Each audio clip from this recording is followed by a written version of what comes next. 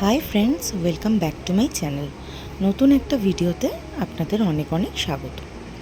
আজকে ঘুম থেকে উঠেই দেখি যে বাইরে বৃষ্টি হচ্ছে, কিন্তু বৃষ্টি হলে কি হবে, ওয়েদারটা সেই গরমই হয়ে রয়েছে, ঠান্ডা আর হচ্ছে না। এই দেখুন আমার গাছগুলো, গরমের জন্যে গাছে সেরকম ফুলও ফুটছে না।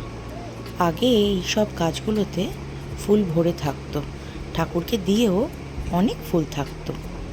দেখুন গাছগুলো এই গরমের জন্য সেইভাবে আর ফুলই ফোটে না, একটা দুটো হয়ে রয়েছে, দেখতে পাচ্ছেন?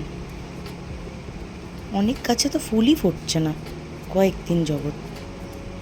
আবার হয়তো গরমটা একটু কমলে আমার গাছে আগের মতনই ফুলগুলো ফুটবে। চলুন একটা জিনিস দেখাই। এই দেখুন, এই দুটো জিনিস আমার শাশুড়ি পরশুদিন আমাকে গিফট করেছে। কি সুন্দর না? দেখলেই মনটা বেশ ভালো হয়ে যাচ্ছে। যাই হোক, আজকে বৃষ্টির দিনে ভাবছিলাম সকাল থেকে খিচুড়ি বানাবো, তো আমার শাশুড়ি বলল, না আজকে আমি একটা রেসিপি বানাচ্ছি, খেয়ে বলিস কেমন হচ্ছে। আগেও করেছে যদিও, তাও আজকেরটা সারপ্রাইজ ছিল। তো যাই দেখি আমার শাশুড়ি কি বানাচ্ছে। জিজ্ঞেস করলাম কি বানাচ্ছে, তো মা বলল তেল কই বানাচ্ছে। শুনেই তো মনটা বেশ খুশি হয়ে গেল। আমার শাশুড়ির হাতে তেল কই কিন্তু খেতে দারুণ লাগে। রেসিপিটা একবার আপনাদের সাথেও শেয়ার করব। আর এই দেখুন আমার বাড়ির সবচেয়ে দুষ্টু সদস্য, সারাক্ষণ দুষ্টুমি করে। এই যে এইভাবে বসে রয়েছে, তার মানেই কোনো দুষ্টুমি করে বসে রয়েছে, কিন্তু কি দুষ্টুমি করেছে সেটাই বোঝা মুশকিল। সেটা আপনাকে খুঁজে বের করতে হবে। আজকে একটু আমি আমার বাপের বাড়ি যাব, তাই স্নান করে খাওয়া দাওয়া করে ড্রেস পরে নিলাম। এবার হালকা ফুলকা মেকআপ করে বেরিয়ে পড়ব।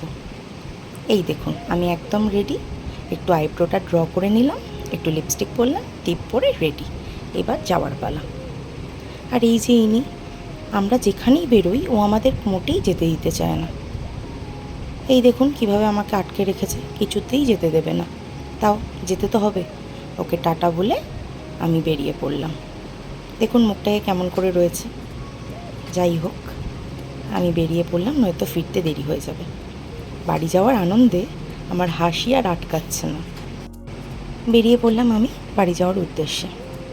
এই সোজা গলিটা দিয়ে বেরোলেই বাড়ির সামনেই টোটো স্ট্যান্ড।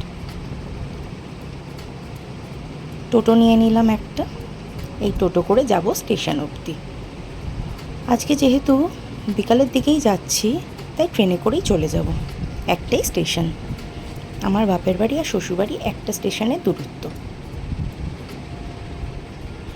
অনেক দিন বাদে বেশ বাড়ি যাচ্ছি, তাই আনন্দে আমি আত্মহারা। ট্রেন থেকে নেবে দেখলাম আম বিক্রি হচ্ছে, তাই মায়ের জন্য একটু আম নিয়ে নিলাম। চলে এসছি, আর খানিকক্ষণের দূরত্ব। এই যে বাড়ি চলে এলাম। বাড়িতে গিয়ে মাকে একটা সারপ্রাইজ দেবো। মা জানেই না যে আজকে আমি আসবো।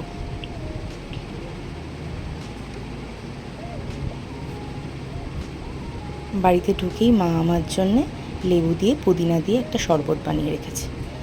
এই গরমে গেছি, শরবতটা খেয়ে খুব আরাম লাগছিল। তারপর মায়ের সাথে আড্ডা মারলাম।